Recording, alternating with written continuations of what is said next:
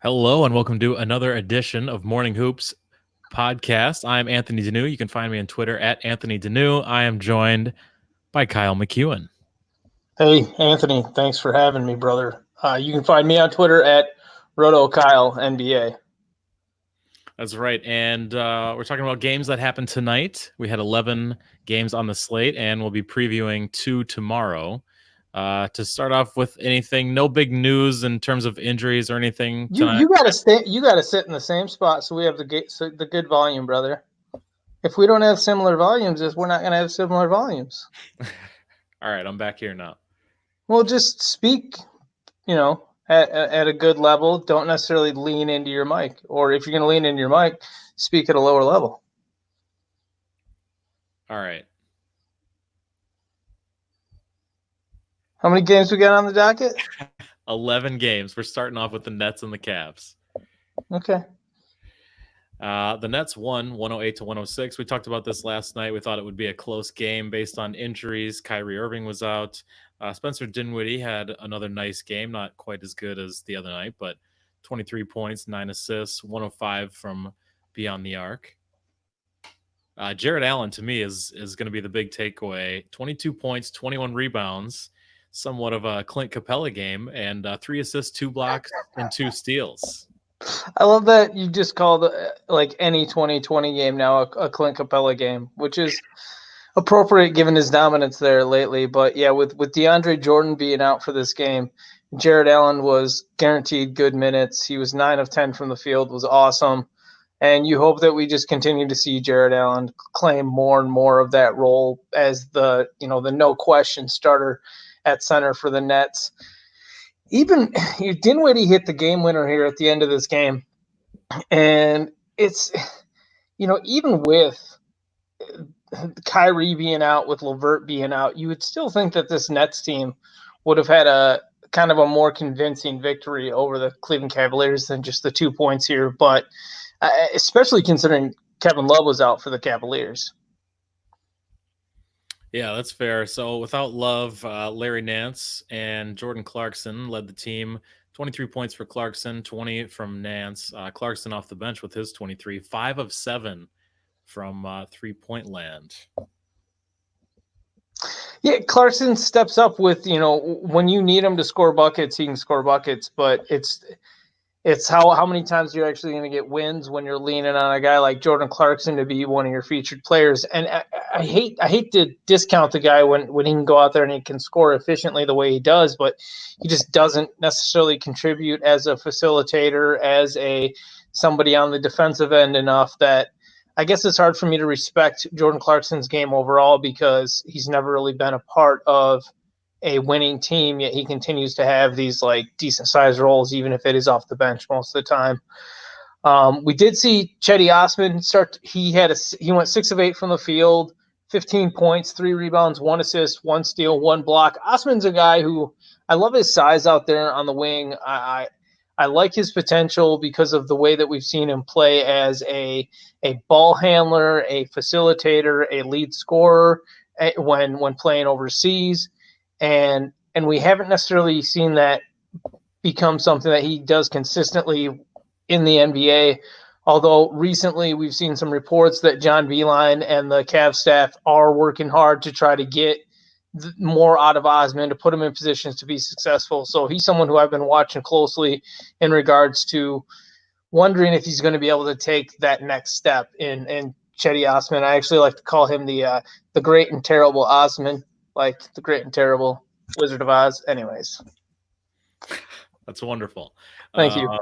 I'm a fan of his. I think if the Cleveland, things could be a lot worse. I know that I don't know, they just have some solid young players that it's better than being a team without really any hope, I guess, right?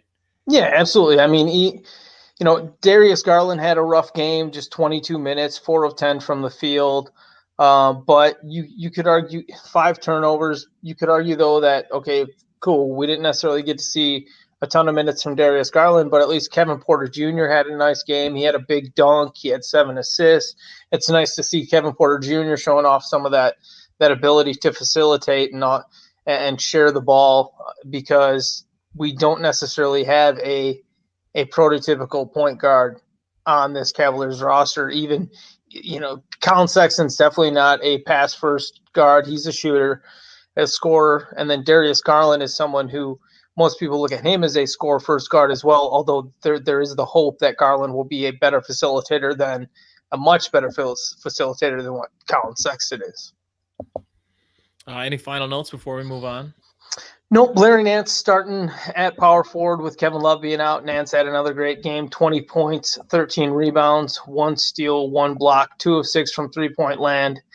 And it just sucks that Larry Nance has always been stuck in a middling backup role most of his career, never really has had an opportunity to shine as a consistent starter, because he goes out there and he puts up efficient, across the board, nice statistics that, at least if you're a fantasy player, you've always wanted him to have a more featured role. Maybe he doesn't deserve one from a real basketball standpoint. I think he does, though. He makes Kevin Love that much more tradable, really. Yeah, absolutely. Having somebody who can just step in like that without any really big miss to production or feel like you're bringing in someone who's going to be an issue in regards to playing with all these young cats. Yeah. Okay, so we're going to move on to the Pistons and the Magic. The Pistons win this one 103-88. We talked a little bit last week about Kem Birch being the guy who's most likely to step in at center, but it was Mo Bamba who had the better game tonight. Yeah, it was, but this was also pretty much a blowout or a blowout of sorts. And it's still only 20 minutes from Bamba. Bamba had a good game, 6 points, 12 rebounds, 3 blocks, 2 steals in his 20 minutes. But it just seems like the Magic have Bamba on this limited, restricted type of role where they don't want to try to unleash him. Maybe that changes with them. If they're going to lose games while Vucevic is out, if Aaron Gordon has to miss much more time, which it sounds like Aaron Gordon is going to be back sooner than later. If the Magic are going to be losing games, you might as well get Bamba in there with these other guys to see how he plays next to John Isaac and Aaron Gordon and Markelle Fultz, because those are the guys he's going to be playing with in the future if the team ever does decide to trade away Vucevic. Jonathan Isaac 10-6 with 4 blocks tonight and 2 of 3 from beyond the arc. Any final or what are you feeling from this game? Really can't take much away because of the blowout? I mean, I think it's cool that we've seen the last 2 games Markelle Fultz play about 29, 30 minutes after he's been limited to mostly about 24, 25 minutes, still sharing that point guard role with DJ Augustine. Now we're seeing with Michael Carter-Williams being out, with Aaron Gordon being out, Vucevic being out, they need Fultz out there to try to do a little bit more scoring, to try to handle the ball a little bit more, and so we're seeing more minutes out of Fultz. They're running him as the shooting guard next to DJ Augustine at times, and the more and more we see Fultz step up into a larger role and he continues to excel in those bigger minutes, it's been fun to watch him kind of persevere after having a really rough first 2 seasons in the NBA. So just excited to see that still going in a positive trajectory for Fultz. Yeah, and I'm sure people who are listening want to know that he was 0 for 2 from 3-point range. Moving on to the Pistons. Oh, but 7 of 12 from the field overall and 2 of 3 Right. from the free throw line, and he had 3 steals. Oh, no, so, I'm not saying he had a bad game. Okay. I'm just saying people want to know about his jump shot and his 3-point shot. So, like, him and Ben Simmons are the guys you want to hear, and Giannis really coming into the season with the guys you want to see their 3-point stats because they're unproven in those areas. So yeah, absolutely. I do think it's kind of obnoxious that when you've got guys like Wes Iwundu and El-Farouq Aminu who have obvious extra opportunity right now with Aaron Gordon being out, with Vucevic being out, neither of those guys have stepped up. So that's just obnoxious because it's like it's a kill or be killed kind of league in regards to whether or not you're going to get rotation minutes. Whatever. On the Pistons side of things, leading the team in scoring was Luke Kennard, and you love the Kennard Star Wars toys, right, from the late 70s? Kennard Star Wars? You think he looks like Luke Skywalker? I mean, there's the Luke connection plus the Kennard toys. Oh, It might be Kenner. um, I don't know what the name of the toy brand was, but I'll take your information for it. It's Kenner, not Kennard, but regardless. Okay, that's not a stretch at all. Great job. Yeah. Yeah, you're right. Luke Kennard scored 20 points, team high. Also had 7 assists, and it's good to see him have a good game because he struggled a little bit of late, particularly scoring the ball since Blake Griffin and Derrick Rose have gotten healthy and came back. Derrick Rose struggled mightily with his shot, 1 of 11 from the field in his 20 minutes off the bench. Still got 6 assists. Rose is just kind of a perplexing character in some respects because, like, he's good when he's out there most nights, and he's performed well in his limited role. But there's still it's like Derrick Rose will not play him on back-to-backs most of the time. He'll only play about 26 minutes most nights and won't eclipse that. They have him in a very tight box to make sure that he stays as healthy as possible, and we've already seen him miss time, regardless of them trying to do their best to not have that happen. Not really relevant to this game, but if I had to have you choose between Thon Maker and Christian Wood, which player would you choose? I don't think I'd be wasting much more time on Thon Maker, especially not consistent rotation minutes. I just haven't seen enough from him to think that he's going to be a locked-in, impactful player in this league. With Christian Wood, there's something going on there that teams are not giving him a good look in a rotation ever, whether it's missed assignments on defense or just, I don't know what it is. But I mean, if you're asking me to choose between the two, I would definitely take Christian Wood's perceived upside, although Wood's older. That's a tough call, man. They're both kind of like whatever players, to be completely honest. They have nice length, and that makes them intriguing, but and in many respects, I think that if you do put them into a specific role, they should be able to help some teams in today's NBA, but neither of them necessarily, I think, deserves a clear rotation spot every single game. All right, that's solid. It's just I know the Pistons fan base is dealing with what the Bucks also did last year with those two players being on the roster and getting backup center minutes. Both, of course, left during the season last year with the Gasol trade or the signing, and then sending Thon Maker away to the Pistons. So, and plus Snell over there too. It's like you got all the Bucks trash. Yeah, no, it's the Pistons have an ugly, filthy roster, and it's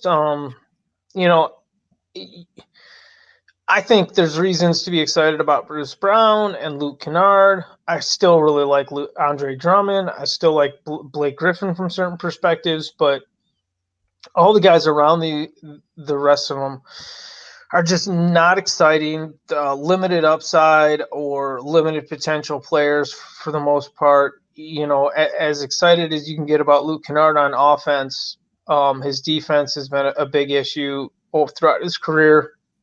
Although Kennard's showing so much on offense right now this season that he might be somebody who another team brings in. And I'm not saying that he's as good as James Harden, but another team might look at Luke Kennard and be like, no, we're going to get that dude, and he's going to come in and he's going to be our primary scorer. So he's showing the ability to be that kind of a player, especially since he can lead a team in scoring. I mean, consistently. I know he did it tonight, but dude, he's a really crafty scorer. He can get wherever he wants on the floor, with his dribbling and stuff like that. Not necessarily like as a crafty ball handler, but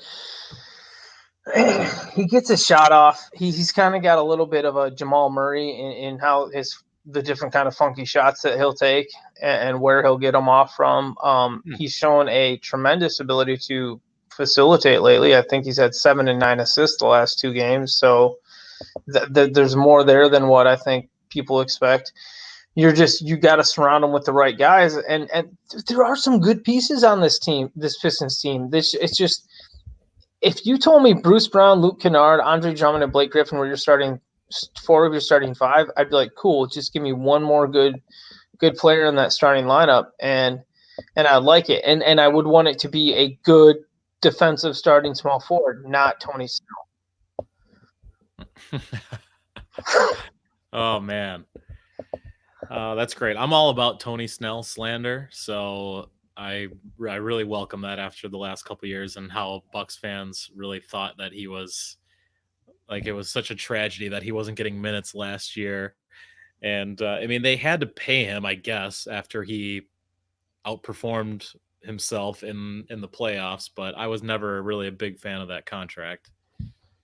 There's no reason to delude ourselves into thinking that Tony Snell deserves any level of cogent conversation on this podcast. All right. That means we can move on to the Pacers and the Grizzlies. The Pacers win at home 126-114. As I spoke of earlier, Ja Morant did have he ran into a cameraman and hurt his back, but did come back in the second half and said that everything was fine. He finished with 19, 10 assists, 2 steals, 0 for 1 from beyond the arc, but 7 of 8 from the free throw line. No, you love that Ja Morant plays hard, but then that's going to lead to situations where he plays into contact, he gets fouled, he's going so fast towards the hoop that he ends up falling into a cameraman and having to go to the back for a while. But I believe the cameraman's knee went into Ja Morant's back. It wasn't pleasant. The fact that he was able to come back and finish out the game is great. And it's good to see that he's willing to play through some pain and that the team is willing to let him play through some pain. So nice to see that from Ja Morant. Jaren Jackson Jr., who is almost always in foul trouble, was in foul trouble again, but in his just 23 minutes, he scored a season-high 28 points and banged in a career-high 6 3-pointers, 6 of 8 from three-point land. Also had 5 rebounds, 1 assist. Huge Jaren Jackson fan, so love to see him have a good game, even if it did come with some foul trouble. Yeah, that's really the story of the night, other than Ja's injury, is Triple J going 6 of 8 from beyond the arc. Man, he is such an exciting player. And as you said, the foul trouble seems to be a continual issue, but 23 minutes, the game that he has, pretty darn good. Yeah, I mean, if this is what he can do in 23 minutes, imagine when he doesn't get into foul trouble. And the thing is, he shows, and he's still just 20 years old, and in their previous game, Ja went out there and he defended against Anthony Davis for 34 minutes and stayed on the court and only got 2 fouls. So, you know what? He's a tough player to call to for the referees with his long arms, and that's one reason why maybe he gets into more foul trouble than what other players do. You're Jaren Jackson Jr. you're talking about, right? I think you said Ja. Yep. Okay. Yeah. Sorry. Okay. See, I caught it this time, whereas last night you were talking about Al Harrington, and I just figured that he signed with the Sixers. So he's making a comeback, baby. Yeah, that's right. On the Pacers side of things, TJ Warren led the team with 26 points. He also had 4 rebounds, not much else, but 3 of 5 from beyond the arc. Anything else from the Pacers? You and I talked about this being could have been a fun match with the front courts, but maybe not as much with Jaren Jackson Jr. getting into foul trouble. Brogdon was out the 2 previous games with a back issue, so it was good to see him right back into the starting lineup. That pushed Aaron Holiday to a bench role, but Holiday had a great game in his 18 minutes off the bench, 16 points, 3 rebounds, 1 assist, 2 steals, 6 of 9 from the field, 4 of 6 from three-point land. Just really cool to see how deep this Pacers team is, and they still are going to get a excuse me, our boy Victor Oladipo back sooner than later as well. Things are looking up for the Pacers, and I mean, not they're really in a bad spot as it is. I think they're about as you would expect right now. They're 6th in the East at 10-6, so things are going fairly well for them.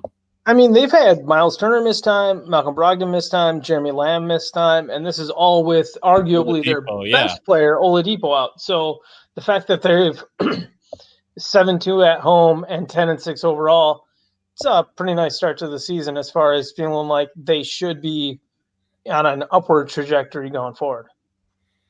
Yeah, are they? You have them as a lock for the playoffs? I think it would be pretty hard for them to miss the playoffs given their depth. Yeah, and they're already the ability to play through injuries or dealing with injuries. So yeah. Oh yeah, they've got a lot of guys who are sacrificing their personal statistics for that team, which is, and we're going to see that more and more as the season goes on too, as they get healthy. And all of their names are TJ. All of them. That's right. All right, should we move on to the Wolves and the Hawks? The Wolves win in Atlanta 125-113. You offered me a trade earlier today for Trae Young in our what you call the hometown league now, which I'm glad that you do because that means you consider Madison your new hometown. What did I offer you? I don't know because I rejected it. Okay. Oh, I needed a shooting guard, and you sent me a point guard shooting. Oh, Drew Holiday. Drew Holiday. Yes. Yeah, because Trae Young's only eligible at point guard. Yeah. Okay. Yes. So and it would have helped me because I really do need a shooting guard. Yeah. No, that was a great offer. I don't know why you rejected it. All right. Yeah. No. From the Minnesota Timberwolves side of this game. Some really interesting things happened. We had Jeff Teague volunteered to move to the bench so that the Timberwolves could start rookie guard / kind of forward Jarrett Culver and Andrew Wiggins as their two guards. So now you got this really big starting backcourt, and that also kind of opens up the offense more to say, okay, we can use Karl Townsend more of that facilitation role that we said we were going to, and we already had Andrew Wiggins playing more of a point guard role recently when Jeff Teague was out. So it's super interesting also just to say that the cap is off the bottle with Jarrett Culver in regards to if he earns the minutes, he can play a really big role the rest of the way. Yeah, this really said a lot. So Wiggins this has been his best year by far from almost from an all-around standpoint, really. Mm-hmm. And the T-Wolves putting the ball in his hands and letting him do a little bit more. I know he only had one assist tonight. Regardless, like it's worked out really well for him. I think he's figuring out the game in different ways because he's not going to be the Reggie Miller style shooter who can just get open off the ball. And I mean, I think this is going to be good for his progression, and it really has showed that so far. And Karl Anthony Towns really picked it up tonight with 8 assists. So it's working out. It's working out really well. And like you said, now Jarrett Culver also in the starting lineups. This is almost ideal if you're a Timberwolves fan. I think just to watch the most exciting brand of basketball that you can. And then Teague can really put it into gear as a scorer coming off the bench too. So all around, I think this is a really good move. Yeah, I'd eventually like to see them take Robert Covington, slide him back down to small forward, get Treveon Graham out of the starting lineup. Treveon Graham's a nice little piece in there because he's going to play defense and he's also going to stay out everybody's way on offense. So that allows all the guys who you're excited about as a Timberwolves fan, whether it's Culver, Wiggins, and Towns, to take more shots or a bigger chunk of the offense. Something we saw with Towns over the last few games was he wasn't getting to the free throw line, and some of that was schematically against teams like the Jazz, how you're gonna stay out of the paint against Rudy Gobert. Now in this game, with Teague being out and with not a good defensive presence at the center spot for the Hawks, we saw Towns get in there, get to the line, 9 of 10 from the line, so that's great to see. 8 assists. Man, I really hope that 8 assists is a symbol of what's to come or a sign of what's to come now that Teague has moved back to the bench or moved to the bench and Culver's starting. Just 24 minutes for Culver in this first start in this time. He's had other starts already this season, but I think we're obviously going to see more minutes from Culver going forward. They may still limit his action a little bit just because he's a rookie, and there is a lot that we see from teams in regards to load management with their rookies this year at all positions. This move, if it stays consistent, they're already been a solid team, but their watchability has gone up immensely from this, in my opinion. Absolutely. Final note from the Timberwolves side of things: Keita Bates-Diop continues to have a nice little stretch off the bench. This is coming with certain players who have been out of the lineup, but now Covington was out last game. Trevion Graham was out the previous game. They were both back here. Covington was limited by foul trouble, but we still got to see Keita Bates-Diop play a bigger role, produce, and that's something to watch going forward, because that's another young player who has versatility out there on the wing, and then a bigger wing player as well, someone to play at those forward spots. So really interesting, another player to keep a close eye on. And this Timberwolves team in general has done a wonderful job of giving us little looks at each of their young players this season as they've had injuries. So kudos to Coach Saunders and his staff for finding opportunities to do that while keeping the Timberwolves winning games. That's right. Way to go, Trip Saunders. On the Hawks side of things, Trae Young leads the way, 37 points. Big shocker there. 9 assists, 6 rebounds, 5 of 11 from three-point land, and 11 of 28. We had a lot of guys with high field goal numbers tonight. It was kind of fun. A lot of hero ball. Buddy Hield is another guy who comes to mind, but we'll get there. And when we get there, I think in the next game. But any takeaways from Trae Young's Hawks or his performance? You're still seeing really big minutes from DeAndre Hunter, which is interesting to see. 37 minutes from him. Not necessarily a big night statistically across the board, but Hunter's been having some good games, so it's just intriguing to see him being given such a large load. Maybe that comes down a little bit as Kevin Huerter gets back in action here over the next couple of weeks.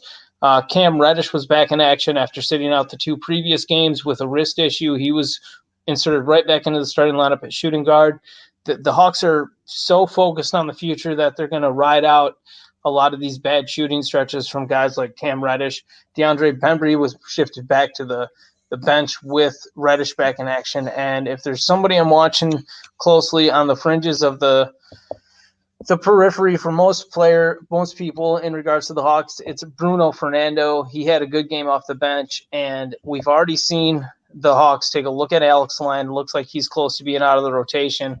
Now they're taking a look at Damian Jones as a starting center, and sooner than later, I think we'll get a really good look at Bruno Fernando. And Fernando's the best one out of those 3, so I would expect him to keep the job or at least hold it down until John Collins returns. And then when Collins returns, we might see, with how Jabari Parker's played at power forward, maybe John Collins just starts playing center the rest of the way. That's okay. That was going to be my next question. If you had to pick a starting 5 for the Hawks when not injured and without suspensions, you're going to go with Collins and you're going to go with Trae. Can you fill in those other 3 spots? Huerter is definitely going to be in there. I like it. Big Huerter fan.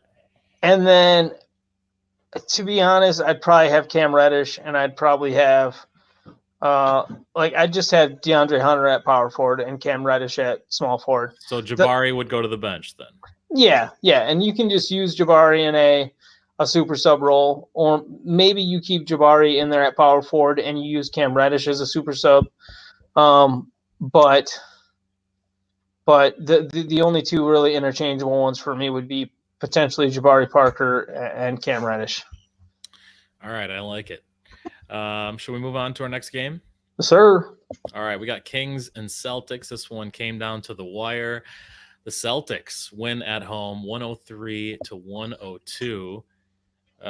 Let's see. Who had a big night from the Kings tonight? I was just talking about Buddy Hield. He was 15 of 26. He took 21 shots from beyond the arc, 11 of 21 for 41 points. Yeah, that was a career high 41 points from Buddy Hield, and his 11 3-pointers were a franchise record, a franchise single game record for 3-pointers converted. So Hield had been struggling a little bit recently with his shot, so you knew a big game was coming. what maybe I don't think anybody's gonna necessarily predict a career high going up against Marcus Smart, but he did it and did nice work there. Yeah, he definitely did. So he was, even with his 41 points, he was not the top man in points on the night. We'll get there later, though. Any other notes from the Kings? No, not really. I think we saw the Kings win against the Celtics right at the end of the game in their last matchup when Marcus Smart duffed one off the back of the rim or the front of the rim, and so now the Celtics kind of got their revenge with this one. Daniel Tice was out for the Celtics, so we got to see Enes Kanter get a spot start at center. If this was just Tice missing a game with an illness, so most likely we'll see Kanter shift back to a bench role in short order. Kemba Walker was sitting out with his neck issue, but he's expected to go through a practice on Tuesday. And then honestly, it sounds like he's going to get cleared for their next game on Wednesday. So seems like everything's going to be fine for Kemba. He didn't have any concussion symptoms after having his scare over the weekend. Not too much else to watch. To really make note of. Tremont Waters had his NBA debut off the bench for the Celtics with them missing several players. So that was, I guess, a cool little thing if you're a Celtics fan. But for most people, Tremont Waters doesn't really carry water. Very good. Very good. Yeah, that didn't work. Yeah, no, that's good. All right, I think we're going to move on to the Heat and the Hornets. The Heat win at home 117-100. And looking at the Hornets box score, Terry Rozier had 19, 9 rebounds, and 5 assists. What's your take on him? He was getting a lot of guff for the contract he got this offseason. Do you feel negatively about him as well? I think for the most part, Terry Rozier's played as well as he could be expected on this Hornets team. He's accepted his role in many regard.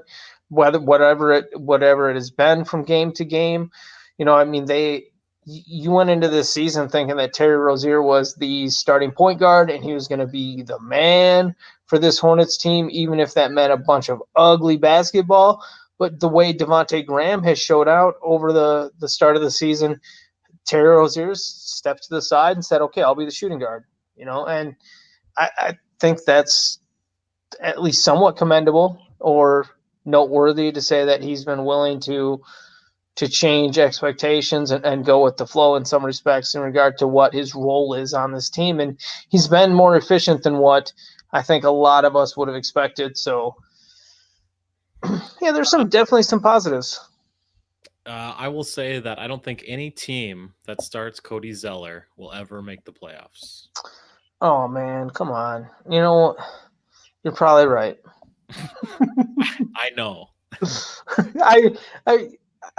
Zeller has his moments where you watch him and you go, "Wow, this guy should be good," but he lacks consistency. He's had a lot of trouble staying healthy over the years, but that's pretty much all I want to say about Cody Zeller. All right, let's get onto the Heat side of things. Butler and Bam Adebayo led the team, tied with 21 points and a combined 14 of 14 from the free throw line. Yeah, nice work there from both those guys. Adebayo had a great game, big dunk at one point, 21 points, 13 rebounds, 5 assists, 1 block. It's just cool to see that Adebayo is like the personality of this team and the energy and the spirit of it as well. And to see how good he's played stepping into that starting role has been extremely neat to me. He's a guy who, Hassan Whiteside would actually become maybe. I guess I don't want to watch Hassan Whiteside play basketball. I want to watch Bam Adebayo play basketball. So, I concur.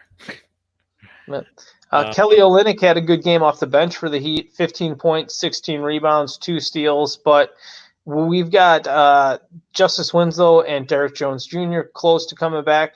When those guys get back in the action, I mean, it's really going to put a big wrench into this Heat rotation, and I think that's going to be something that fluctuates a lot from night to night. Like the only guys whose minutes I think are safe from night to night on this team are Bam Adebayo and Jimmy Butler. Everybody else is so interchangeable or so mix and matchable given the amount of ball handlers this team has. I don't necessarily think they have enough shooters, but they find a way to get enough shooting or to score enough. So I guess it gets done that way. All right, last question, one-word answer about this game or these teams in general. Is Eric Spoelstra the best coach in the NBA? No. Okay. We'll revisit that. He's a really good coach, though. All right, I think he's right up there. He might be the answer. You only gave me a yes or no option. The best coach in the NBA. Yeah, I would want to have a nuanced discussion about it for about 3 hours worth of a podcast. All right, and we'll be putting that on Patreon. No. All right, let's move on to the Raptors and Sixers. I had this pegged as the game of the night if you listened to our show last night or this morning. And hey, it was pretty close throughout. If I'm not. Mistaken. It was very close throughout, and the Sixers really screwed the pooch at the end. So, just good plays from the Raptors. The Sixers couldn't solidify it, and Joel Embiid had the worst game of his career. Is great! I'm so excited for you to. I love this line. Go ahead. 32 minutes for Joel Embiid. 0 points on 0 of 11 shooting, 0 of 4 from 3-point land, and 0 of 3 from free throws. Did have 13 rebounds and 2 assists, no blocks, no steals, 4 turnovers, 5 personal fouls.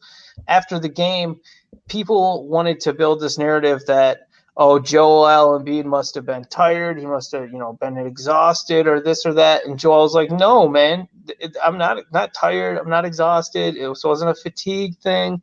They played good defense, and I had a bad game. So at least he kind of owned up to it and gave kudos to the Raptors because, I mean, if there's one team that's going to be able to send a lot of guys at Joel Embiid, it's Marc Gasol front court. It's Pascal Siakam, who's just a crafty defender.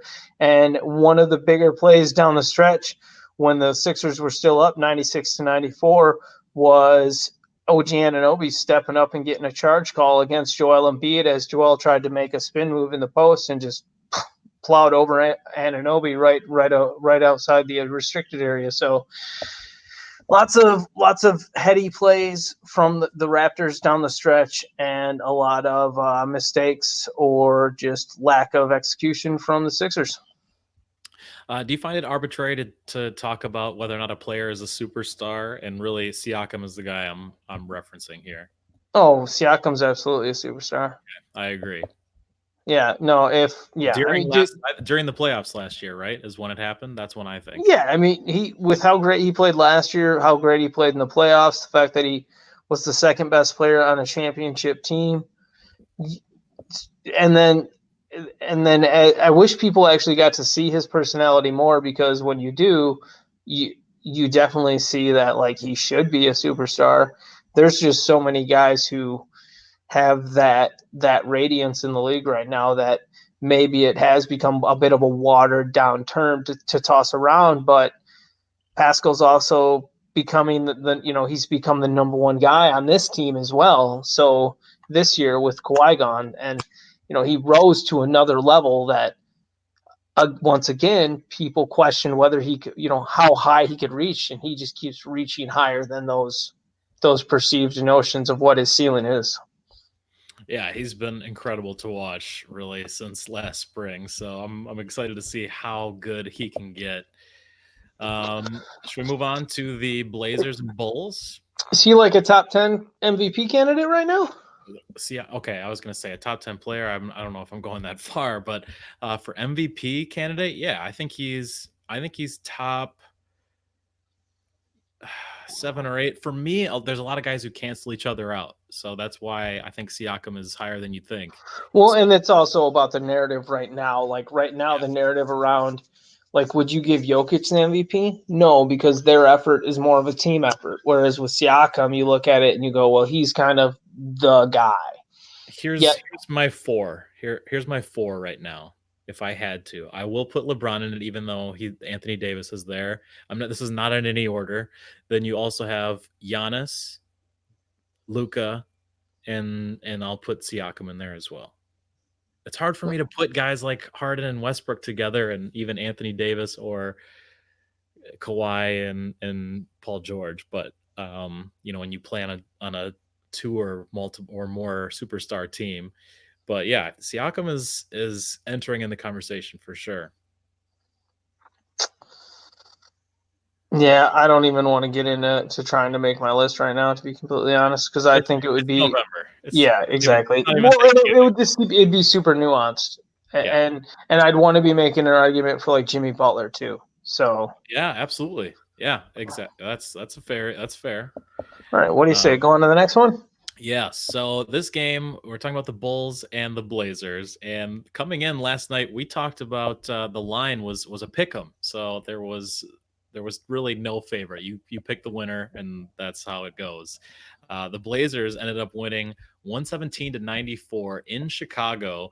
Carmelo Anthony was the story, and he was even getting cheered on by the Bulls fans once really the Bulls were out of it. And if you've seen this year, I mean, they've been out of it since really the first game. But Carmelo Anthony was getting cheered to hit threes by the Bulls fans.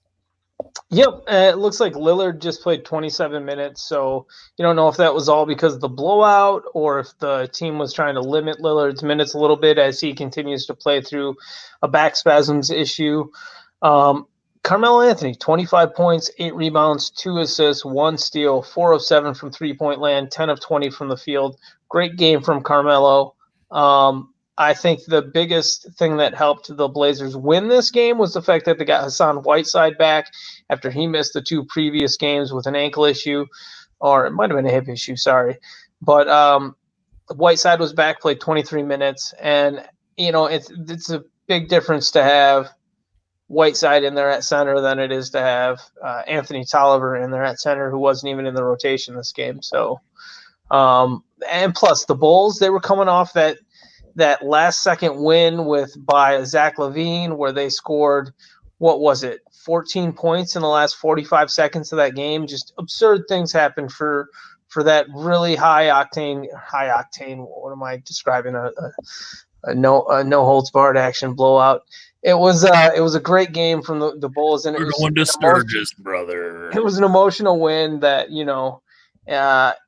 they were almost doomed to have a down game here. So I guess I have a hard time getting overly excited about the Blazers having a good game against the Bulls, but it was good. Kudos to Carmelo Anthony. I want him to prove me wrong, but this was his first good game too, out of his 4. So, and to be fair, he's just getting back in the league. He's getting his legs underneath him and all that kind of stuff. Man, I find it really hard to say nice things about Carmelo Anthony. I kind of love it. For the Bulls side of things, I had a swing and a miss last night. I thought Lauri Markkanen was going to have a huge game. I thought he was going to have a breakout game, something to really bust out of his slump. Not so much. 10 points, 1 rebound, 3 assists. Did he get hurt? He had no fouls, 2 of 5 from beyond the arc, but 27 minutes, I guess. It just it really was a stinker of stinkers. I mean, 1 rebound. 1 rebound. What's he doing? I mean, he's 7 foot tall. And he played 27 minutes, and Lauri Markkanen had 1 rebound. It's completely insane. I've been kind of banging the drum at my other job at Basketball Monsters, saying like, be patient with a lot of these guys that are having terrible starts to the season. Give them until December. You look at a lot of the split stats after the fact of a season being gone, and you look at the month-to-month distribution, and you can see a lot where guys who came out in the first month of the season and they were just trash, and then the rest of the year something clicked, or maybe a guy got hurt or a coach got fired, maybe Jim Boylan, and things changed. So we've seen Lauri Markkanen be a much better player than this before. So we know that's there. It's underneath the surface, and you're just wondering what needs to change to have that come out. And I don't know. He looked like a 20-10 guy last year. I mean, Exactly. the second half of last year, he was. It seemed like he had I think he had a streak of 20-10s that seemed it just went for a month. I mean, he was playing so well, and his shot is so good. It's hard to believe that he won't shake out of this at some point. But tonight was not the night. No, I guess we shouldn't have expected it against Carmelo, though. So see, that's why I thought that maybe we would. I know. I sarcasm, right? Like, yeah. if you're gonna break out against somebody, wouldn't it be Carmelo's lax or? On a very cool Carmelo note, though, he surpassed Alex English as 18th on the all-time scoring list. So, like, wow, that's awesome. I mean, KG is in his sights. I think less than 600 away from KG. Oh no! Let's hope that doesn't happen. Yeah, it's the league is going to blackball him before that happens. Well, no, I'm just kidding. I think he'll. He was blackballed for the last year. That is, yeah. What a bizarre thing the Melo brain. If Carmelo wanted to be on a team before this, he could have been on a team. Right. But he also, he only came back because, oh, you guys got a starting job open for me? Okay. All right. Yeah, pal. Next game was the Jazz and the Bucks. We discussed this last night, and these two teams played a few weeks ago. The Bucks have not beat the Jazz in Utah in 18 years now. That's insane. a good thing this game was in Milwaukee then. Exactly. And the Bucks went on to win 122-118.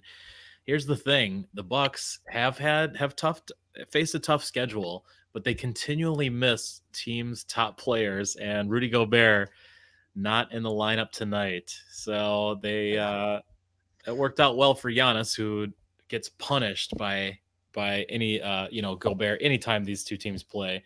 Giannis finishes with 50 points, 14 rebounds, 6 assists, 2 steals. He hit 3 3-pointers and 13 and 19. For him, not so bad, I guess, from the free throw line, comparatively speaking. 17 of 31 overall. So I think he was the high man for field goals on the night. This is funny because he was 66 points from cracking the top 10 list for Bucks scoring all time. And so people were joking on Twitter today, okay, he's going to get all 66, of course, tonight. But man, he got a lot closer than people had imagined. I mean, he's only 16 away from now. I mean, it's nuts. Oh yeah, when Rudy Gobert got ruled out with his ankle issue for this game, Giannis obviously smelled blood in the water and just decided that he was going to go into the rack and destroy and get 50 points. So amazing to see him step up and have a great game. And yeah, I mean, that's Giannis, baby. He's not getting a lot of publicity this season because he's doing a lot of things that are just very much him, and his dominance is last year's story in many respects. So now Luka's this year's story, and that's putting Giannis on the back burner, but Giannis still got to be, in the running for one of the top MVP spots there. So I don't think he'll be forgotten when voting happens at the end of the season. Yeah, I really don't see how anyone could keep him out of their top 3. I think that would be pretty tough for me to believe that you could keep him out of your top 3 for MVP voting as of right now. Anthony, you know how last night when I was talking about the Sixers and I accidentally said Al Harrington instead of Al Horford, another one that I accidentally did the other day is I was talking about George Hill and I accidentally called him Grant Hill. I actually did hear you do that one live. Okay. And I don't remember if I brought it up or not, but that I do actually recall that happening. Yeah, I'm sitting here and I'm like thinking about the fact that George Hill sat out Monday night's game, and I was like, oh man, I knew there was another flub where at me playing 2K and doing all these old fantasy drafts, I just these are Al Harrington and Grant Hill are guys I like to draft in 2K. So I'm pretty sure I'm just daydreaming about doing fantasy drafts is essentially what's happening. Well, it was very Grant Hill of George Hill not to play tonight. Wow. Yeah, true that. But with George Hill being out, we saw Pat Connaughton have a nice game off the bench in 27 minutes. We saw Wes Matthews have a killer third quarter where he went 4 of 4 from 3-point land, ended up finishing with 19 points overall, 5 of 8 from 3-point land. So, yeah, good win for the Bucks. You kind of wish they would have beat the Jazz a little bit more convincingly. Considering the fact that Gobert wasn't there, but it is what it is. It's still a win. Yeah, and like I said, that's a kind of a continued theme. So you wonder what happens when the Bucks really do finally start facing teams at full strength. So They start beating them. that's what I'm looking forward to. The Bucks still at the top of the standings in the Eastern Conference. Nothing changes there. They only have 3 losses on the season. The only team with less losses is the Los Angeles Lakers, and that's our next game. The Lakers were visiting San Antonio and won the game 114-104. LeBron James 14 assists. Man, this is his year where he's going to average double, I think, for assists, of course, included in that. Yeah, it's just,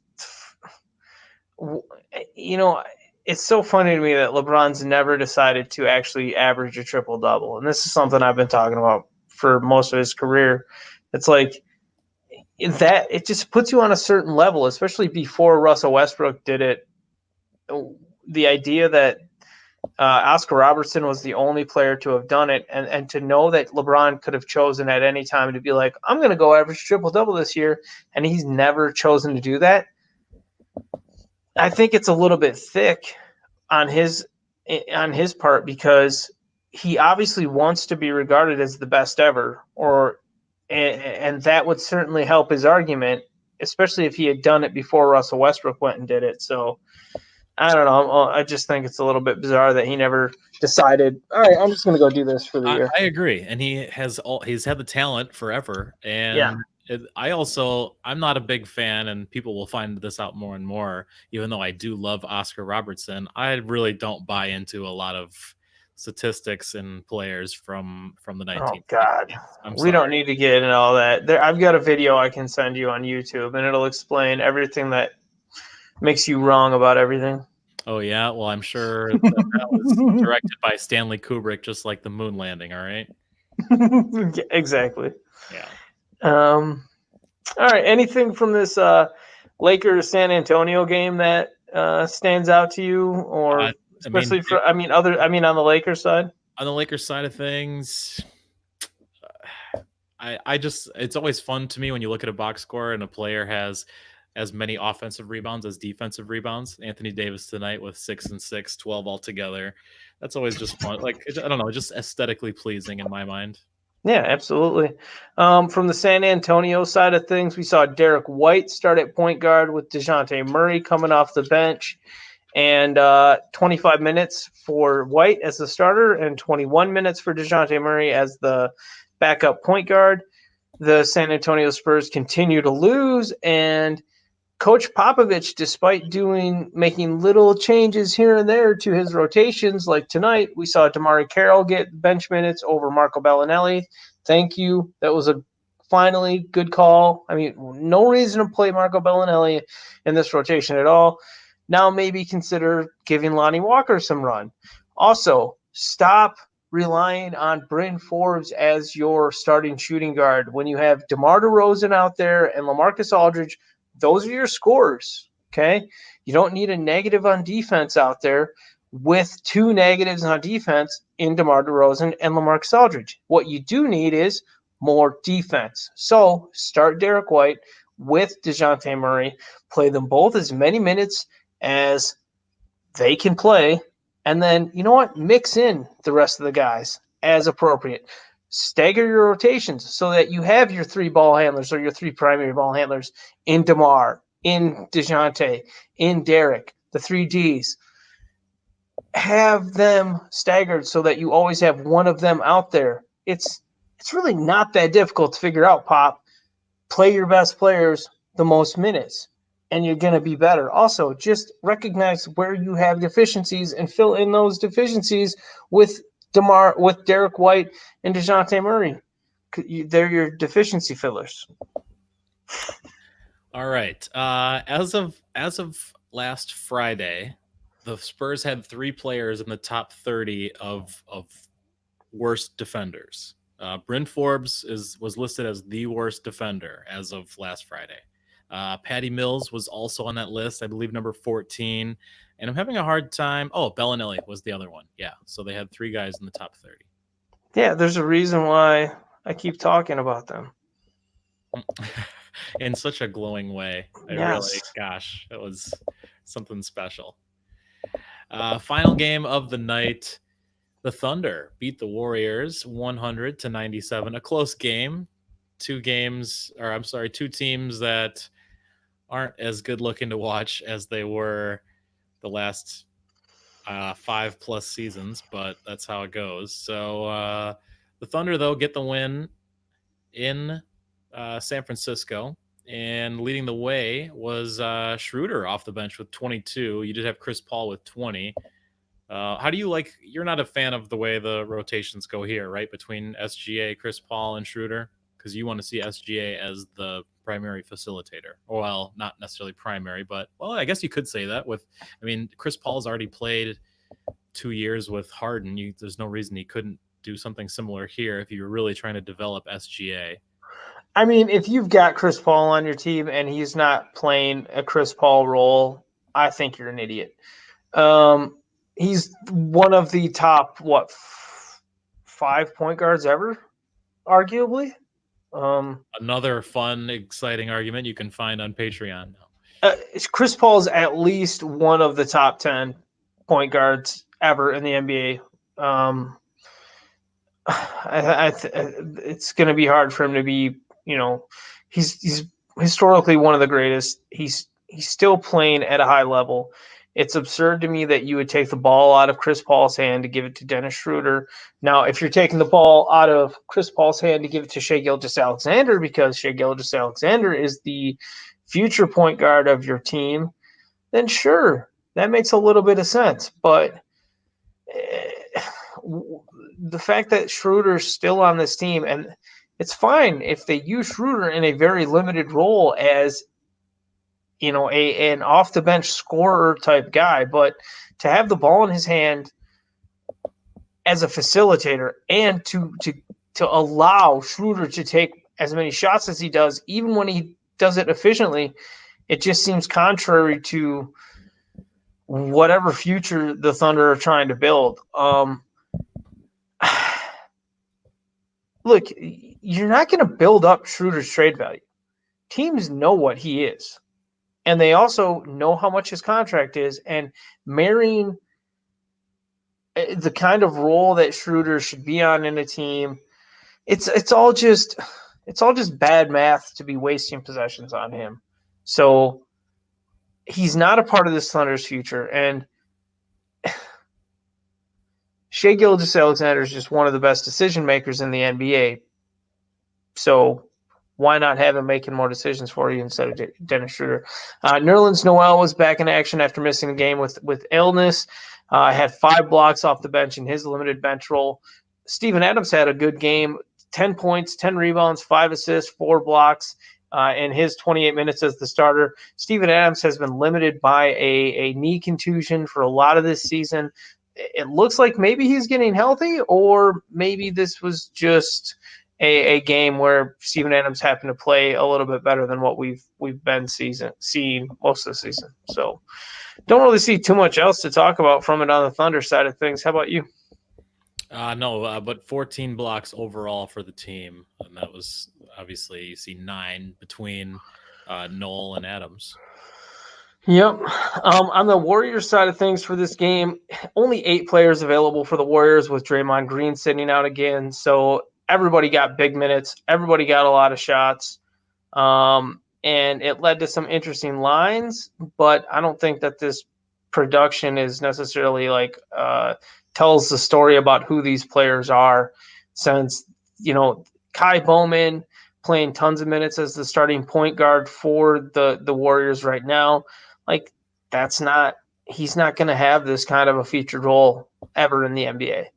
Um, this is just not real. In most respects, Kai Bowen's going to be a career backup. And this is just one of his rare moments that he's getting to shine. It just happens to be coming very early in his career.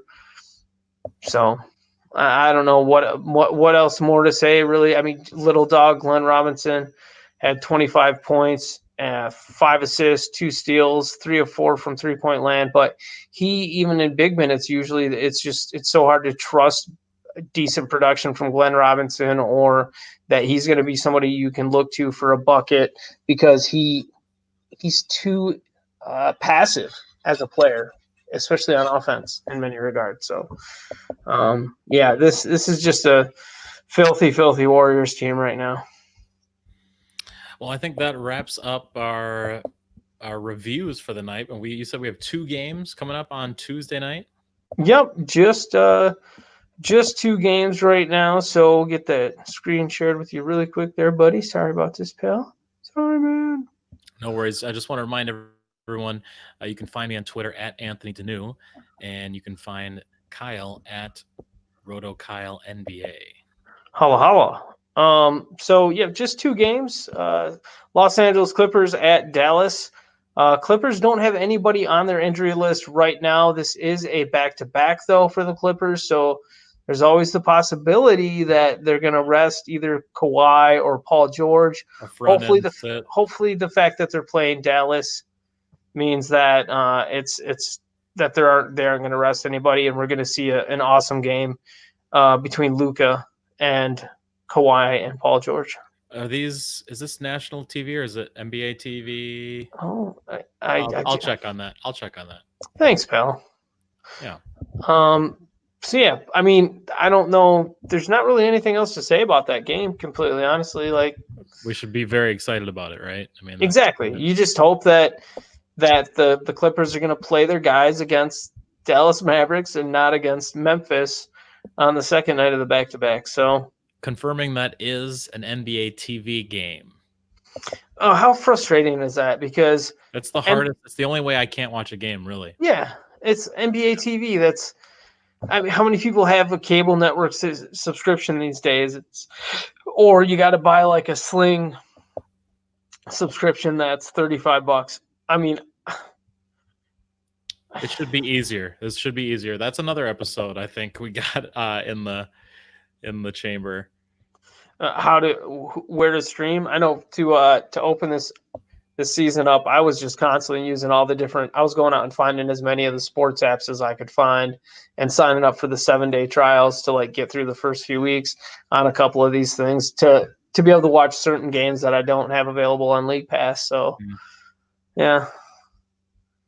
Anyways. So the other game that's really the big game of the night. The other game that's also taking place is going to be the Nuggets. I'm sorry, Wizards and the Nuggets. Yes. Yep, Wizards at Denver. Bradley Beal will play a bunch of minutes. Maybe the Wizards can stay competitive, but the Nuggets are really good. It's the line is 9.5 with Denver winning by 9.5. So it's not looking like it's going to be too great of a game, but just a 2-game night, which is just, it's fun because it's relaxing. Then we got 14 games on Wednesday going into Thursday, and that'll be a big night. Yeah, so a lot coming up on Wednesday, but only 2 games tomorrow night. Yep. Any final thoughts before we get out of here? No, sir. Long show. Yes, but we did it together through perseverance. Thanks everybody for tuning in whatever manner you tuned in at. Kyle, they can find us in all sorts of places, right? Yeah, you can find me on Twitter at RotoKyleNBA. Thank you so much for listening. And please rate and review the podcast on your preferred podcast app. If you're watching on YouTube, please like the video, subscribe to help us expand our reach. And thank you so much. Thanks for also, if you've tuned in and you've dealt with any of our audio issues, I'm getting a new mic tomorrow, so I'm excited about that. I just wanted to share my excitement with you. All right, everybody. Thanks for tuning in. I am Anthony Denu. You can find me on Twitter at Anthony Denu. As we said, you can find Kyle at RotoKyle NBA. Thanks for checking us out. Good night. Good morning. See you tomorrow.